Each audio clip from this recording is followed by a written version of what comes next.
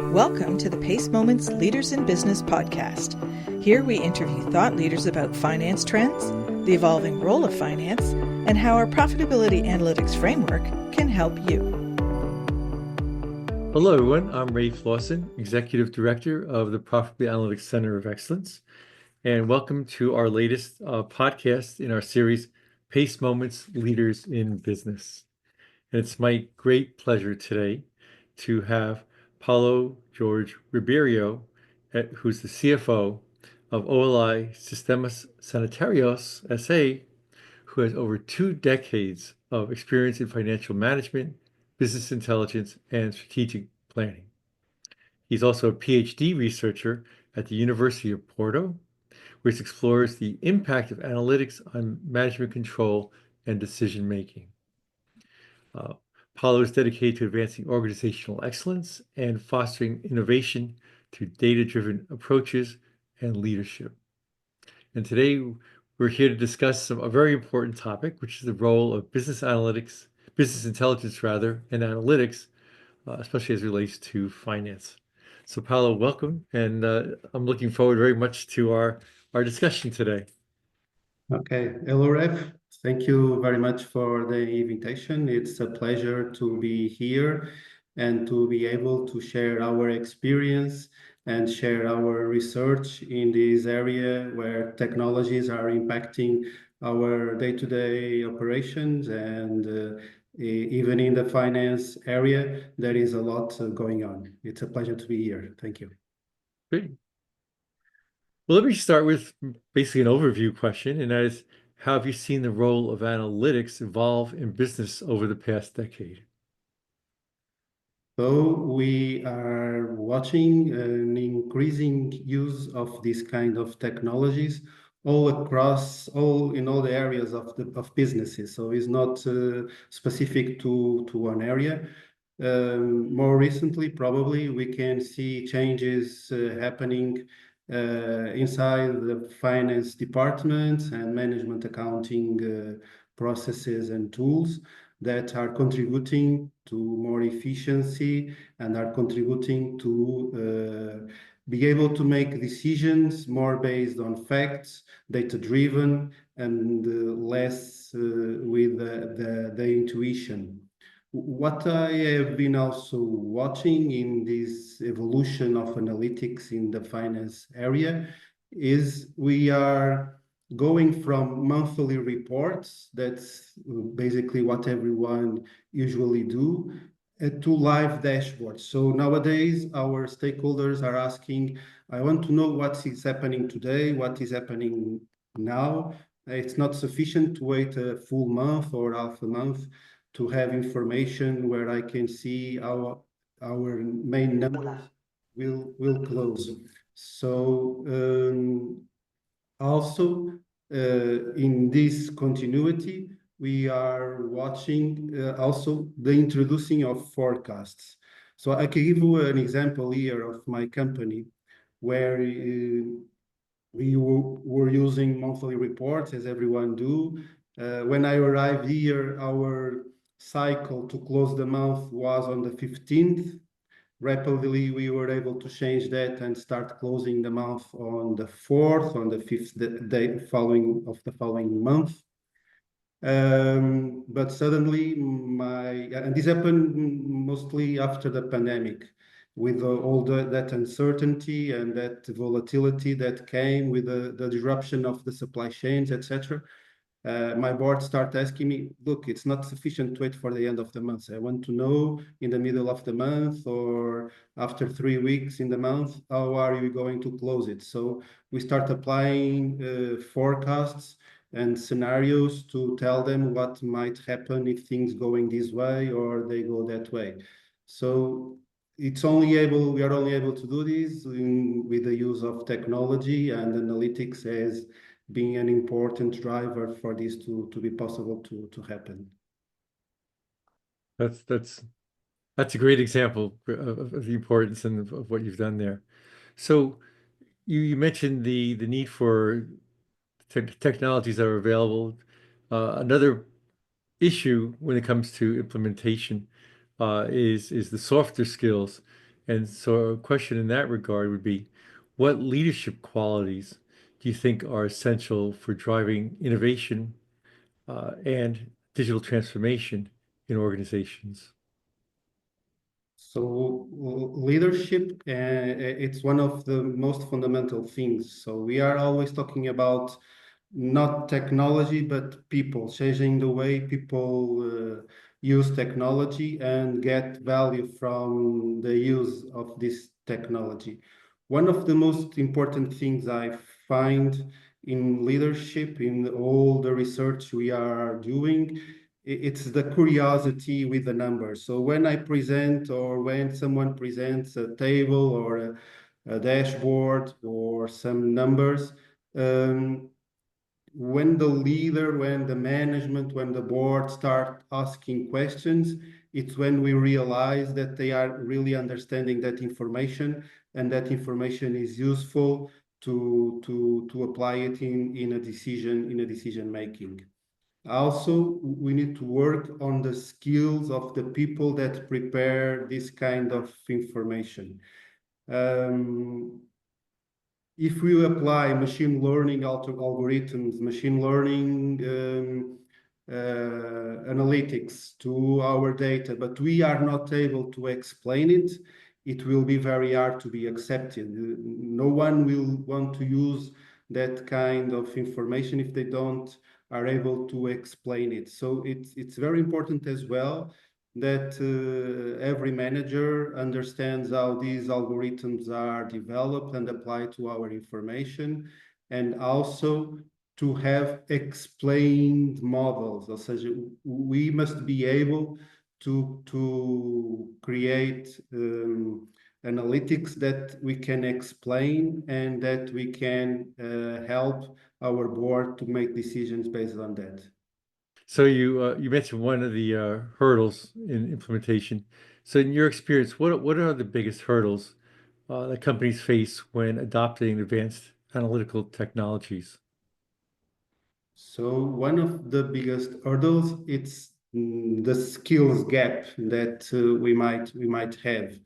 Not every company is able to have a data scientist in every department or have people that have lots of skills in this area. So we need to work with the current controllers, with the current management accountants, and be able to teach them and train them how to use this kind of information. It don't need to be very technical, because for that kind of specialized application, we can get someone from outside to help us use that.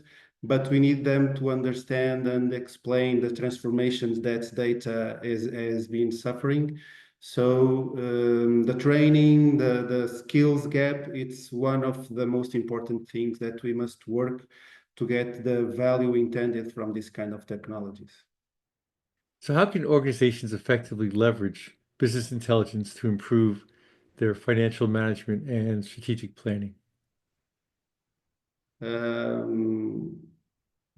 So I think there are several aspects where we can see this improvement of performance.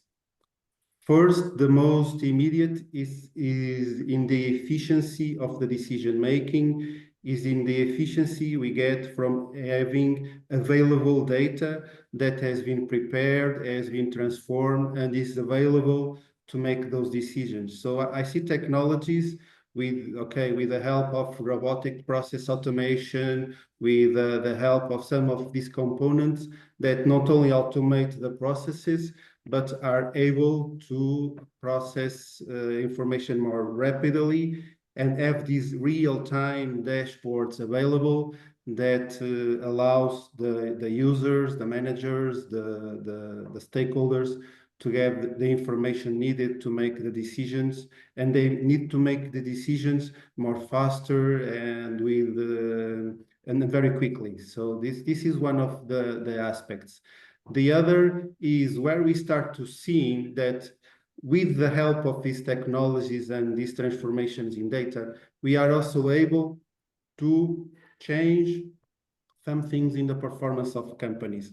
It's not a direct effect. So I cannot say that we are improving EBITDA or we are improving net income by applying this kind of technologies, but I see that we are able to reduce, for instance, working capital, reduce the defects that we have in productions. So indirectly, these kind of situations are contributing to the bottom line, are contributing to the increase of the EBITDA, of the net income, and this is getting noticed by the boards. And I think it's one of the drivers that is also pushing this kind of technologies inside companies. Well, that's great. So I'm sure our listeners love those examples of how integrating business intelligence can improve performance. Can you share any more examples of how integrating analytics into management accounting can transform business outcomes? Sure. So one of the examples I just mentioned, the last question. So with the help of these technologies, when we look at analytics in a more broader concept, it's the use of this kind of robots that are helping to automate the registration of the information. So I think we can say that these robots are registering our invoices, are posting in our journal the information required for the analysis we'll be needing. And accountants are more focusing on insights. They are more focusing on the analysis of the information and are able with this to contribute to the decision making of the managers and of the boards. Also, these kind of technologies, and not only on the perspective of technology, there is one aspect here that is also important, that is data quality and these frameworks of data governance, that when I start needing data to apply it and have it transformed by the business intelligence and analytics processes, I need to work before on this data governance and data quality. So when I start doing this, I will have information that is more reliable, and I will have the data that is aligned with my purpose, with my strategy, and with my objectives. And if we are able to do this, when I apply the algorithms, I will have something that I can use for these informations. What I am saying is the introduction of these technologies and the need to have this data quality and the changes that it implies on the processes that are registering this information, be it automatically or manually, they also contribute to change the way that management accounting is processed. So I believe we can also see this kind of effect. And a third effect that we can also notice is the use of more advanced management accounting techniques. In a recent company that we are making a case study about their utilization of ABC costing, activity-based costing, we were able to see that they were applying these only after they were able to extract information by applying these business intelligence and analytics solutions.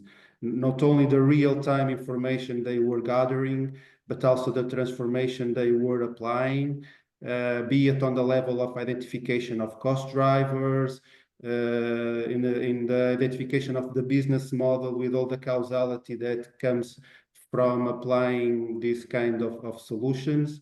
And when you have a model, you can create several distant scenarios, what-if scenarios, and these technologies help us to have this kind of simulation. So only with the use of these and transforming these most advanced management accounting techniques are we able to retrieve value from them. And the fourth area that I see evolving also with the help of these technologies are the budgets that are becoming rolling forecasts. So it's not only once in a year that I go into the process of making the yearly budget, but nowadays, with the help of these technologies, we can have a rolling forecast previewing the next 3 or 6 or 12 months and be more accurate in that exercise and be able to identify earlier in time the deviations, variances that are important for the decision making. Great. Well, those are some great examples, and I think we can all see the benefits of embedding business analytics into our decision making. I'm guessing that, like any change management process, there are pitfalls in implementing it. Could you speak to what would be the key steps to ensure the success of implementing business analytics? Yes, I think we have several important aspects to consider. One of the first ones is the data governance and data quality. That is essential to work. We must have data stewards in several departments of the companies taking care of that quality. It's not a one-man job. It's not one department responsibility. We must be able to have in different parts of the organization people that care for the data, that define what are the best practices, and regularly check if everything it's according and we are providing the system with the correct information it needs to comply all the dashboards or to apply the different forecast or other kind of algorithms that we might be interested in. Another important step it's training, not only on not most on applying this kind of techniques, but in be able to read the information, be able to explain what it's happening, and it's also important that we prepare management accounting controllers or a salesman or whatever to be able to use data analytics and to be able to retrieve some value from the application of these kind of situations. Sure, we can let them in a self-service perspective use this kind of tools, but data governance and data quality must be there present to guarantee that we are all talking about the same data, we are all seeing the same KPIs, and when we go to meetings, we are discussing the impacts we are seeing and not discussing why your data is different from mine. So one of area that is also important is this alignment between different teams from different departments, where we can have finance, we can have operations, we can have sales working together and taking decisions on the spot with good data, with quality. And if we have information useful from the sales, be it increases in volume or be it in problems in a certain market, operations can have that know-how immediately and use it for production planning or whatever. And finance can use that information for cash flow impacts that might have there or financing that must be done. So if we work on this alignment between these teams, I think is also an important area to avoid pitfalls and to avoid problems in the future. Great, that's certainly important. So one final question. We talked a little bit about implementation, and one key step in implementing any methodology or technique is having senior management support for the initiative. And Absolutely. so what measurable benefits can organizations achieve by integrating analytics into their management accounting systems, and how do you validate those outcomes? So most definitely it's important to have the sponsor of the leadership of the company. Only if we have that kind of support, we'll be able to implement these kind of solutions in a transversal way across the company.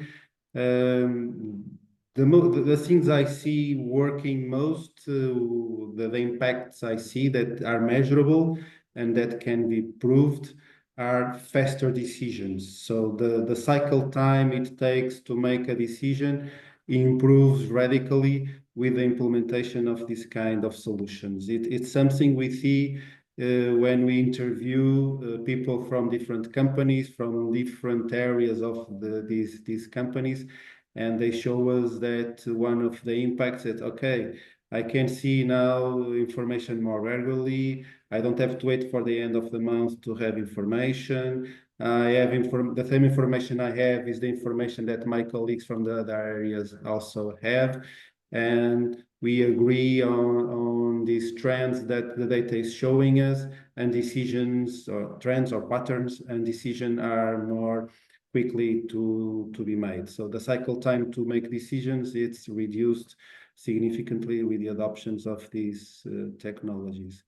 Also, from what I have been experiencing in our research, is the forecast. So when we have data quality, reliability in the information that is available, we are able to improve the accuracy of the models, and we are able to have forecasts that are more correct, if I can say it this way. So we can only prove this after the things happen, where we compare the forecasts with the actual results.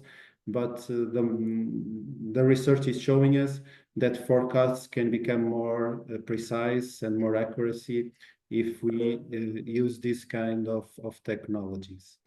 And in a more indirect way, when we start try to get this kind of impacts in terms of financials, in terms of cash, in terms of net income, it's on the what we see most in terms of impacts. It's on the working capital. So we are able to reduce stocks. We are able to put stocks in different locations, more close to the needs of our customers. We are able to work on routes to distribute our products that are more efficiency.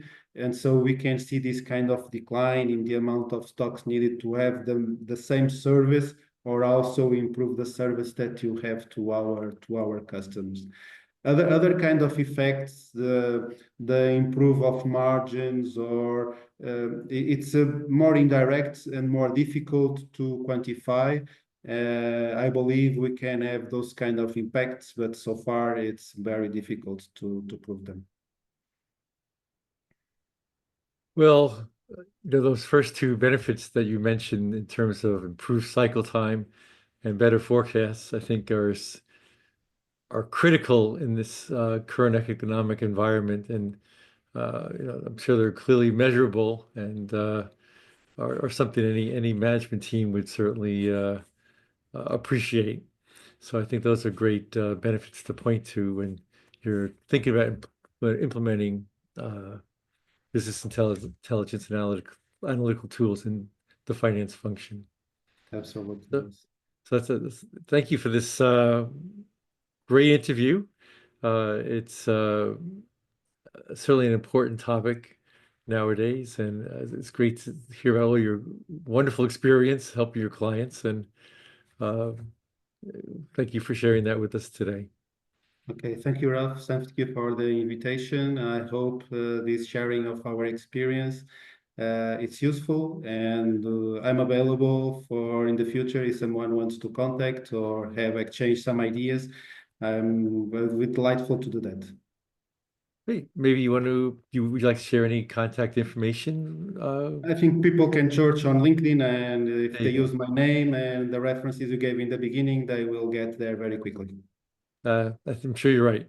Again, thank you very much and have a great day. Okay, thank you, Ralph. Bye-bye. Thank you.